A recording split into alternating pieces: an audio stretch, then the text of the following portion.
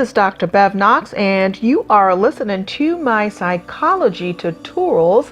Learn psychology while you sleep. When considering the topic of adult psychology, we must take into account the full aspect of lifespan development. Life is a journey from womb to tomb. Across the lifespan, we grow from newborn to toddler, from toddler to teenager, from teenager to mature adult. At each stage of life, there are physical, cognitive, and social milestones. Developmental psychology is the branch of psychology that studies physical, cognitive, and social change throughout the lifespan, with a focus on three major issues. Nature and nurture being the first. How our genetic inheritance, which is our nature, interact with our experiences, which is our nurture, to influence our development. The second being continuity and stages. The parts of development are gradually and continuous, like riding an escalator, for example. The parts change abruptly in separate stages. And the third part is stability and change, which our traits persist through our lives. How do we change at each stage and at each age? Life requires both stability and change. Stability provides our identity, enabling us to depend on others and on ourselves.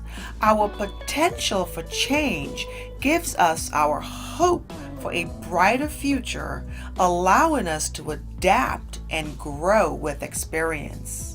In the Western world, adolescence now roughly corresponds to the teen years. At earlier times and in other parts of the world today, this slice of life have been much smaller. Shortly after sexual maturity, young people would assume adult responsibilities and status. The event may be celebrated with an elaborate public rite of passage. The new adult would then work, marry, and have children. When reviewing the stage of the emergent adult, adolescents are now taking more time to establish themselves as adults. Later independence and early sexual maturity have widened the once brief interlude between biological maturity and social independence. After high school, those who enter the job market or go to college may be managing their own time and priorities, yet they may also be doing so from their parents' home. Recognizing today's more gradually emergent adulthood, the U.S. government now allows dependent children up to age 26 to remain on their parents' health insurance. The unfolding of our lives continue across the lifespan. It is, however, more difficult to generalize about adulthood stages than about life's earlier years.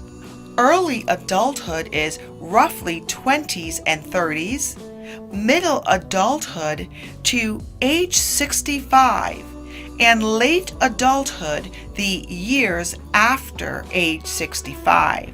Within each of these stages, people will vary widely in physical, psychological, and social development. Many differences between younger and older adults are created by significant life events. A new job means new relationships, new expectations, and new demands.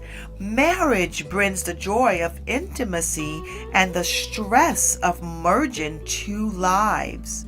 The 3 years surrounding the birth of a child bring increased life satisfaction for most parents. The death of a loved one creates an irreplaceable loss. Two basic aspects of our lives dominate adulthood. Erik Erikson called them intimacy, which is forming close relationships, and generativity, being productive and supporting future generations. Sigmund Freud put this more simply. The healthy adult, he said, is one who can love and work.